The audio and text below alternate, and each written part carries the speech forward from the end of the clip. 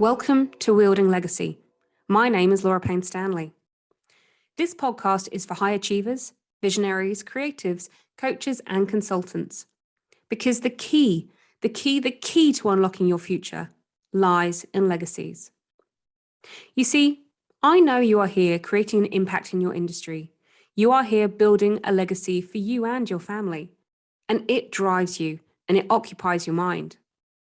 But through my work as a trusted advisor to extraordinary entrepreneurs, I know you aren't yet reaching your greatest potential in business, your performance, and potentially in relationships.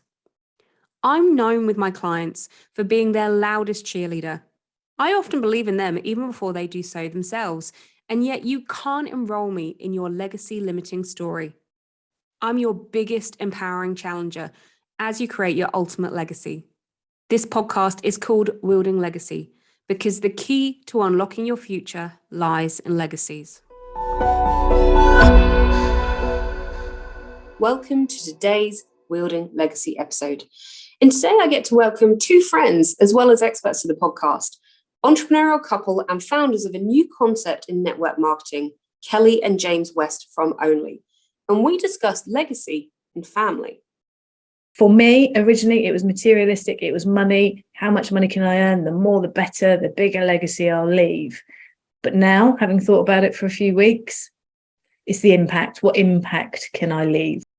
I struggled, Laura, because I thought about legacy. And for me, that feels a really self-indulgent idea. It's a luxury, isn't it?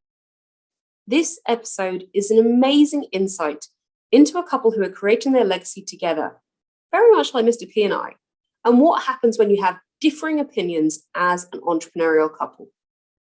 Welcome today to this episode of Wielding Legacy. I am thrilled today to welcome a husband and wife team. And why am I so thrilled about husband and wife team, who are sitting looking amazingly waiting for me to do this long intro, is because I am part of a husband and wife team. Mr. P is my best friend, he's my business partner, and I know the power that can happen in a husband and wife team. So welcome Kelly and James to Wielding Legacy. I am delighted to have you both here. It's good to be here. Thank you, Laura. Thanks, Laura. I'm going to dive straight in because I always do on season 2 of the podcast. What does legacy mean to you both individually and as a couple? Right there. Oh, gentlemen, ladies first. So, a gentleman. When we talked about this originally, and when you suggested we come on, I thought legacy, the first thing that springs to my mind, or did spring to my mind, was money. Materialistic. What is legacy? What can I physically leave behind when I'm no longer here? And I don't know whether I've ever really thought about it in any detail other than when you kind of mentioned it to us. And it's been great, actually, because we've been talking about it quite a lot, haven't we? And I would suggest it's actually made us think about where our business goes. So for me, originally, it was materialistic. It was money. How much money can I earn? The more, the better, the bigger legacy I'll leave. But now, having thought about it for a few weeks, it's the impact. What impact can I leave? So what area of my little piece of the world can I change? How big can I make that area? And how much impact can I make as part of my legacy? Oof. Well, you've got to follow up there, James. So what did you think of legacy? And I'm going to say this to everybody who's listening or watching on YouTube. James is a journalist. So that means I know James comes at this from a slightly different perspective as well, from his journalistic nature of what did legacy mean to you when you first thought about it individually? Are you expecting me to just turn the question around and go, well, Laura, what do you think? No. I know you too well. As well as being guests, they're also friends of mine, so I know James very well that this name. Don't do that. What does it mean to you? I struggled, Laura, because I thought about legacy. And for me, that feels a really self-indulgent idea.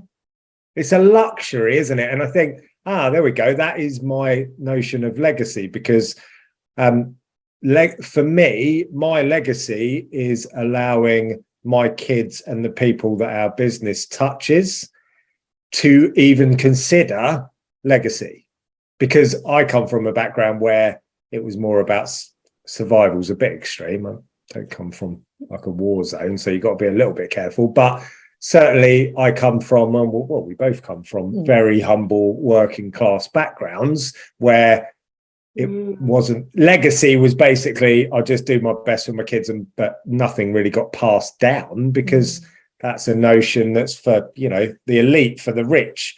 So I think for me, when I thought about legacy, I thought, well, that's nothing to do with me. But then I thought, well, it is, because we've worked really hard to get to a point where we can have a conversation about legacy.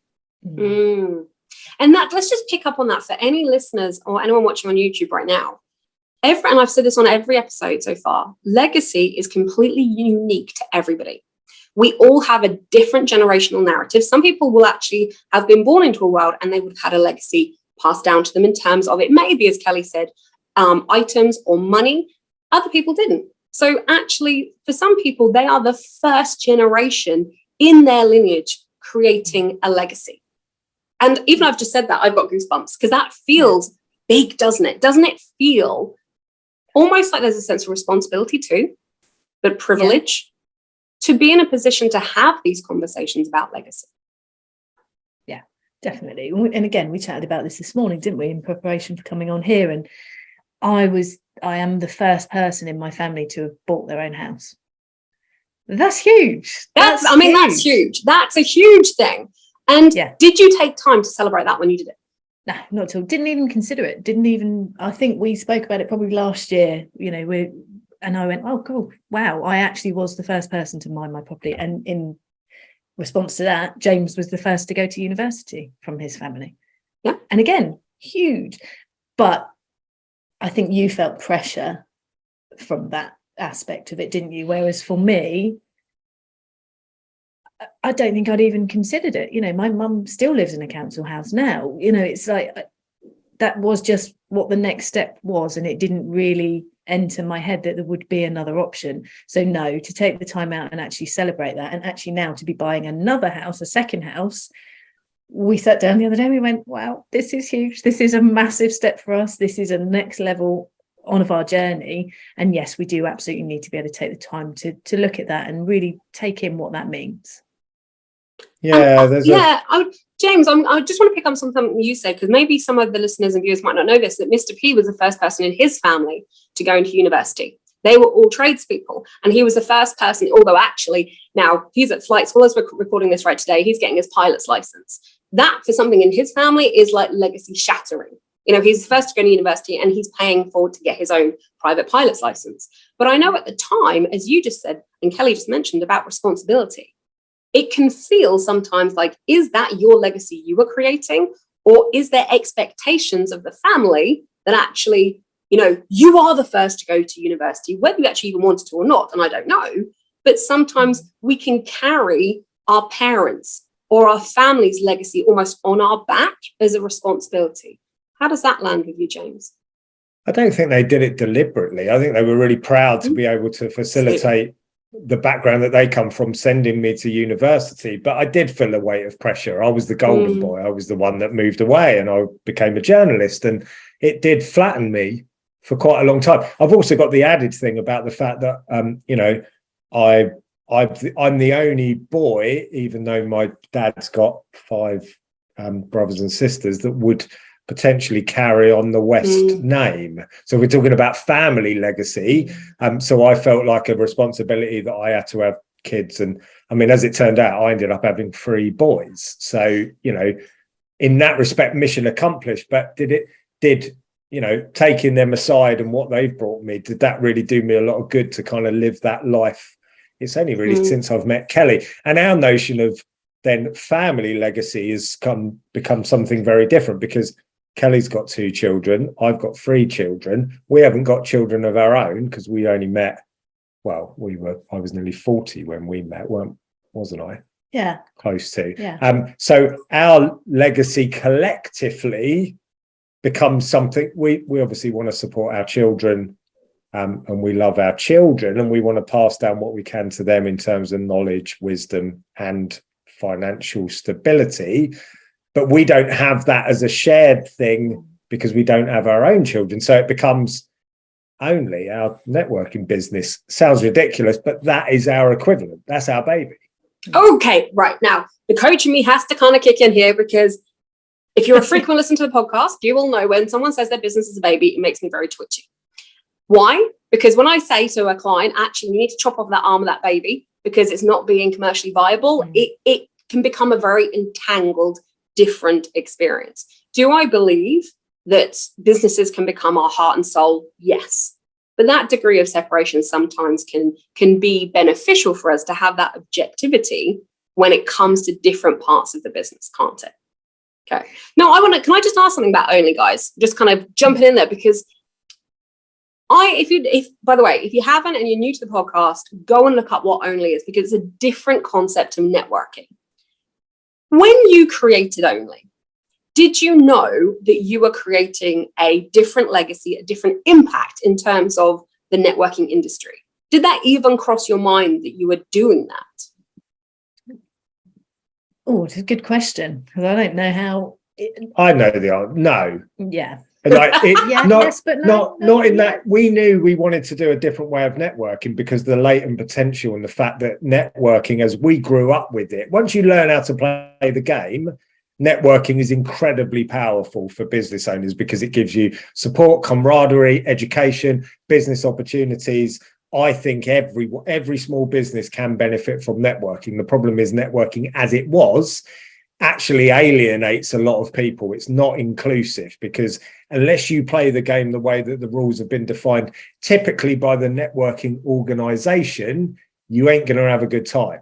And most networking organizations, particularly back then, are driven by the transactional part of networking. What's the referral? What's in it for me? We didn't want that. We wanted one that actually brought to the forefront the point of relationships are more important. You know, I went to networking for mental health.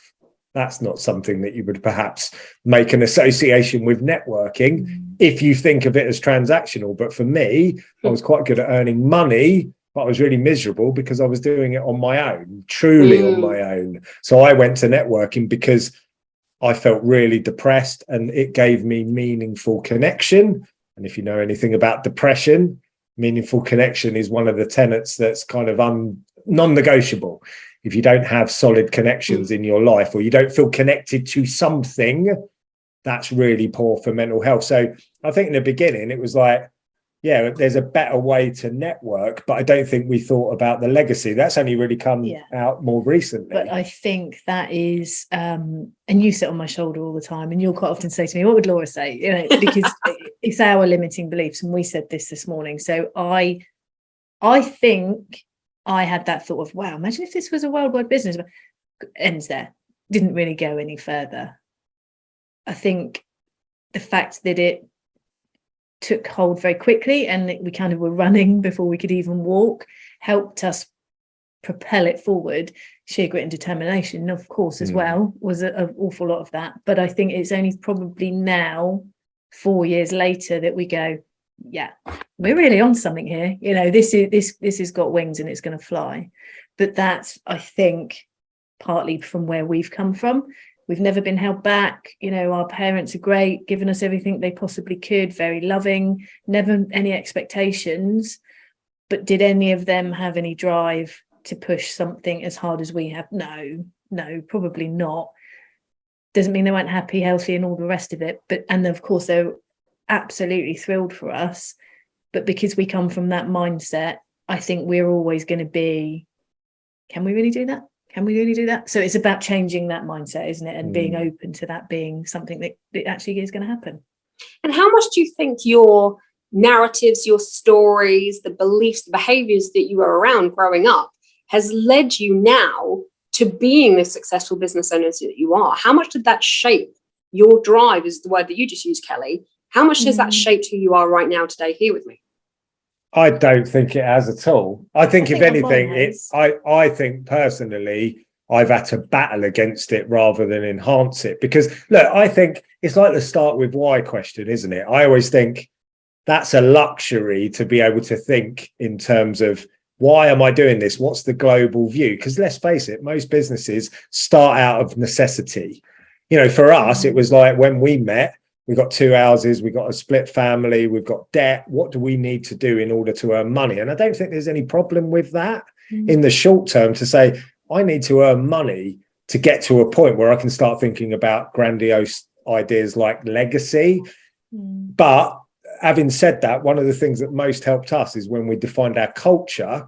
So, for example, if I say to you, right, one of the goals of ONLE, we want to become the global leader for online business networking. And you'll go, great, that's a cool goal. And we might get there. But it isn't particularly sexy and it's not particularly exciting for anyone. Honestly, if you said that to me, James, I'd go, why? For what purpose?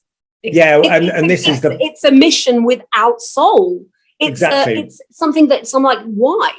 How does that make a function?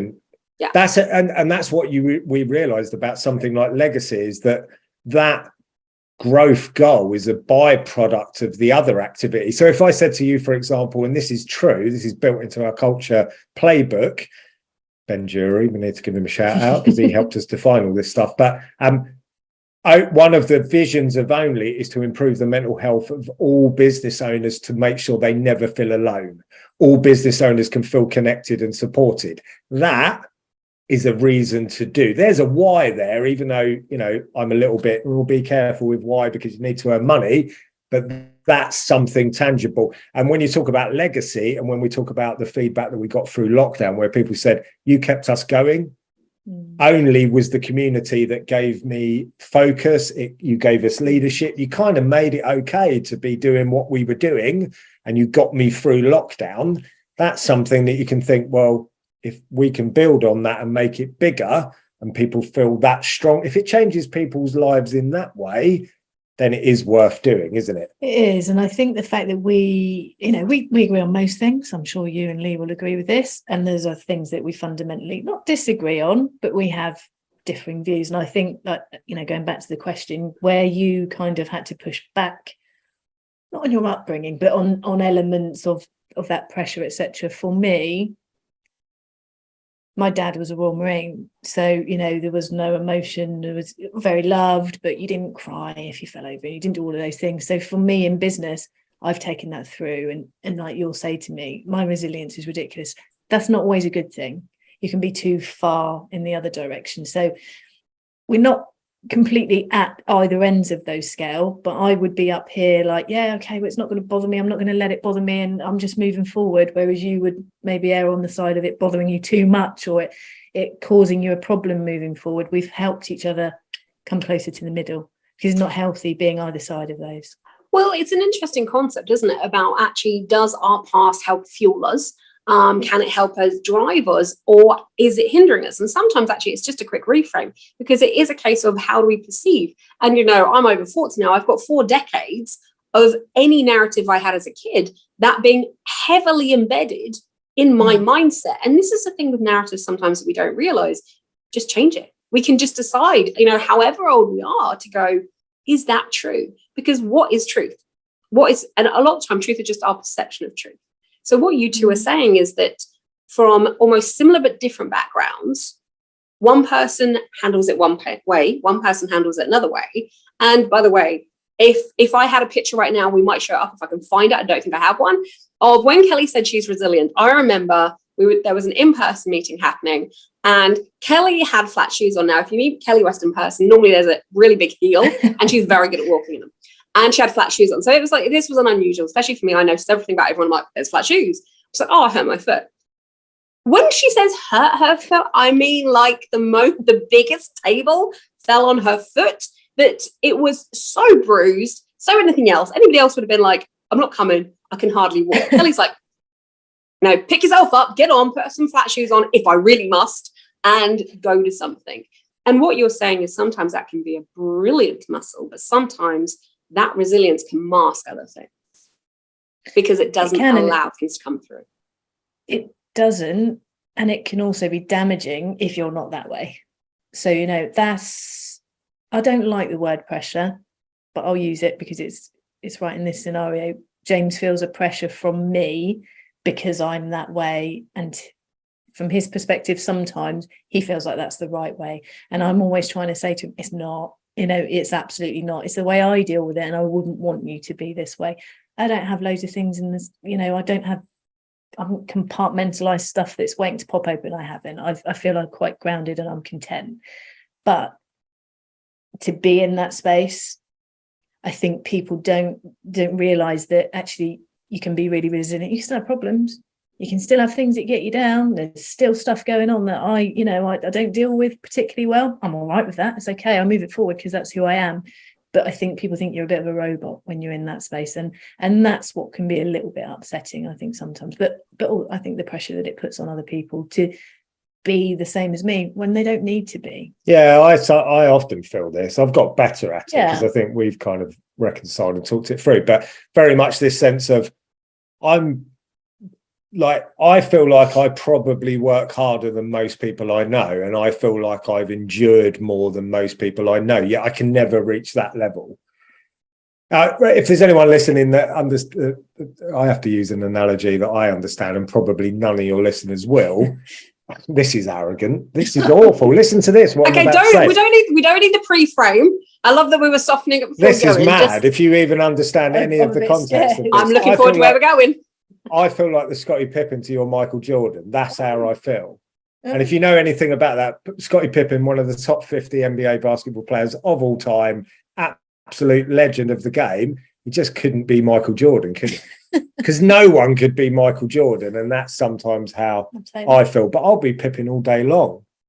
He was cool. Yeah, exactly. And I think, Batman and Robin would be something that more people would probably understand. I felt it's an interesting concept, though. Yeah, it's an interesting concept as we build legacy, and especially as you do it as a couple. Again, married, non-married, it doesn't matter if you're partners, and that can be whether you're romantically linked or not romantically linked. Yeah. Actually, how do you retain your own identity as you create your legacy, but also need a blended communication for two people to achieve a legacy together? What do you reckon your secret is? Constant check-ins, I think. We've fallen off the wagon a little bit with this, but we used to, Mondays is our team day, so we'll sit down and we'll plan and we'll talk about what's been going on. You talk about your business all the time when you're husband and wife, don't you? Of course you do, but to sit down in that environment and have a reason, your goals, 3 months, 6 months, 1 year, 5 year, and ultimately, are we still trying to achieve what we set out to achieve? Has it changed? Do we still want that place in Florida? What do we want to do? Because I think unless you've got the same end point in mind, it can go very different space. And, like exit strategy attached with legacy, that's something we've been talking about at the moment. You do your business differently depending on how you ultimately want to exit from. Absolutely. Yeah. How about for you, James? What's the secret? There's two things. There's the practical bit. We've got different skill sets. So we've got defined roles within the business. Because of my background, I'm marketing, websites, comms. Kelly wouldn't pretend that she's got my level of knowledge because very few people do. I am, in that respect, probably the most qualified person in the world. Well, yeah, you've got to be confident, haven't you? Who would you find that can do what I can do? But then I can't find anyone that can do what Kelly does in terms of leadership, driving the business forward, just the bringing of that can-do attitude, because I've got a tendency to be so far on the cautious, cynical, that I need that counterbalance. So your role, I know my role, but then that also bleeds into personality, that Kelly needs a counterpoint sometimes to say, come on, yeah, you're great at starting things, and we absolutely need that energy, because I'm not good at starting things, because I'm too much of a perfectionist.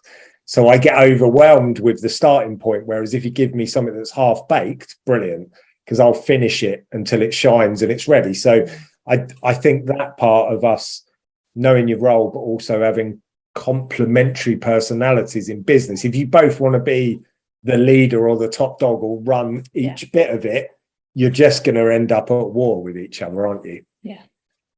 Changing tack slightly here. One of the things that was interesting about what you both were talking about, Kelly said at the beginning, you thought legacy was material and cash. And James, you were thinking about actually legacy is luxury. Thinking about it now, and when you said actually you can work with what's in front of you, an exercise I do with my clients is go far forward into the future. We're hoping many, many, many, many decades in the future. And you happen to be a fly on the wall at your funeral. And you hear your eulogy. What words would you love to hear those closest to you saying about you in terms of the impact, not the cash, not materialistic, not even business or legacy in terms of things, but what would you love to hear in terms of impact said about you? Oh, another good question. You ever thought about that? I've never thought about that. I'm looking at you because I can't think. Okay, then they were coming to James first because James was trying to put Kelly on the hot seat, so I'm putting James on the hot seat. Okay, what would be the impact if someone said, I know James? By the way, as a friend, I would definitely, this is something I've thought about. I think about this with all my friends. What's those words? Even just a couple of words, if someone said about you in your eulogy that you would be so happy with, so chuffed that that was the impact you'd had on somebody. It's got to just be around that idea of I'm really struggling. Are you? I don't know. But do you know why I think we struggle with this? Because people tell us this stuff. This sounds really arrogant, but people tell us what they like about us all the time. And we're really, really lucky, aren't we?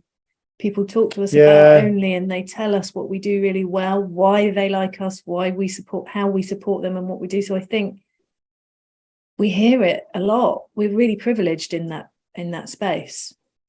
So just before we wrap up our talk today, I want to know, what are your 3 non-negotiables going forward as you build a legacy as a family? Go for it. Do you want to start with that one? Yeah. We sat down and we share these 3. So the first one we talked about was longevity. Okay. So for us, it is not, we could get rich quick. We could franchise this business. We could spread it as far and wide as we possibly can. And we could probably make enough money to fulfill our personal goals. Probably no doubt about that. It's not about that for us. It's about the longevity of the business and ultimately the legacy of what ONLE can be when we're not around anymore. So not cashing in, sticking to our cultural guns and making sure that we're on the right path and we're taking the business, even if that's a really slow, steady approach, and building it gradually so that it builds with strength, and not just rushing to the end goal and then really, it going bang as a result. This sort of answers that question a bit, in that we've both realised over the years that we would rather people thought about us favourably, and that everyone, don't burn bridges unless it becomes toxic.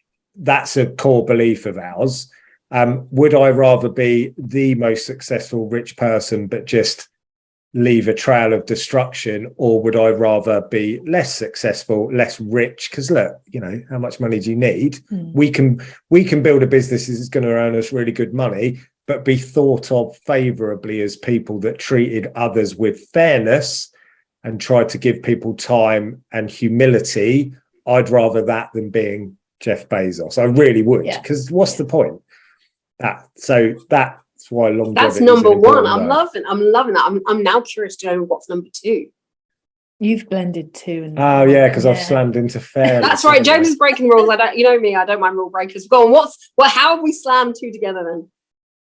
Just because I wasn't paying attention. But it's fairness is the second one. Okay. And I think this doesn't get said enough in business, that we can be, particularly if you look at it through the prism of social media and the narrative of business books, it's all about drive and growth. And look, we spend a long time working. Do you want to just be miserable and be thought of, like the people that just cold call on LinkedIn and go, yeah, but if I connect with 50 people, 49 of them might either ignore me or tell me to go away in a less polite way, but one of them might lead to a bit of business being done. So I don't care what price I'm paying and what litany of destruction I'm leaving behind me, because it's helping me build my business.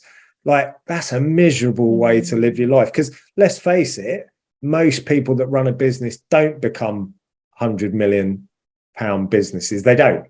So what's the point in just trampling over everyone unless you really do?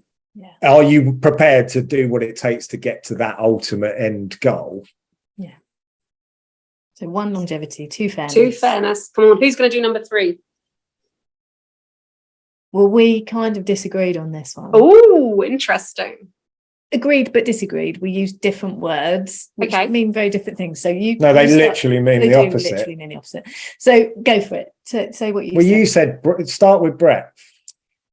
Well, I said breadth purely because I do believe in multiple income streams for security and stability, but not for the sake of having them. I think they have to be relevant to each other. I think you always have to have one that is going to take precedent, and that's the one you're going to focus on. Otherwise, you lose sight of everything, and you can very quickly, make it all go wrong. So I do believe that whether for us it will be property or whatever that other thing is, I do think there needs to be a breadth of income stream. That was where I came from. Yeah, and I see it from the complete opposite, because I think if you actually do care about legacy and building something that's sustainable, you have to go deep. It has to have depth, because I think this is the problem at the moment, that there's again a narrative of, we'll have all these income streams and there's quick fixes, and you can set up an online course and you're going to make, no, you won't. Like, I know you can do it, but do you know the people that make tons of money from online courses are the ones that do the depth? They fix every element of it. So you can't just build a nice logo, build a nice website and expect that people are going to pay you forevermore while you sit on a beach. That's the lie that's sold to you by a lot of these business books and a lot of these kind of commentators on the industry. The businesses that succeed have built depth, and they don't avoid any of the areas that are uncomfortable. So you've got to sort position, brand, sales, marketing. You've got to employ people at some point if you ever want to escape for your business. And until you've ticked all of those boxes and gone deep, because we've been in this position. I spent 20 years in business, and I could earn money, I could build websites, or I could do copywriting or whatever it was. But I'm dancing along the surface, never building depth into it. So I get it. I get what you're saying. But for me, that's more of a personal security issue, multiple income streams. You're not getting out of the fact that if you want a legacy or you want sustainability, you have to build depth into a business. So it's an interesting point to come at, isn't it? Because I would say to any listener out there, go to values. So Kelly's told us on this podcast twice now, she's mentioned security. So actually a key value for Kelly, whilst being someone who's actually risk keen, you like risk, you like doing something, actually you're anchored in security whilst still taking risk. So actually it's a core value. And for anybody listening, when we do values work, this is why it's so important to do it, because your core values lead to your beliefs, lead to your behavior. And our core values are the essence of everything that we do. And when we hear the buzz phrase of getting out of alignment, excuse me, what can actually that mean is you are being untrue to a core value that you have. And that can be in business strategy, where we're talking multiple streams. As James was talking about, positioning, language, we can be out of alignment because you are not to your core values. So again, go back to season 1 and I talk about values there, and go through and actually do some of that work too. Thank you so much to you beautiful people and amazing couple for being here with me today. It's been a joy to have you here on the podcast. Thank you, Laura. Thank you, Laura. I feel like I've been for a workout. It has been said that with a big enough lever, you can move the world. I've spent my life figuring out how to use that lever to move my own world. And in doing so, I help extraordinary entrepreneurs do exactly the same for themselves. So I want to offer you a perspective on what gives you the greatest leverage in your life to create wealth, health, and happiness. It's called legacy. And the lever to your legacy is within your reach. If you'd love to know more about this, go to laurapaynestanley.com/legacy.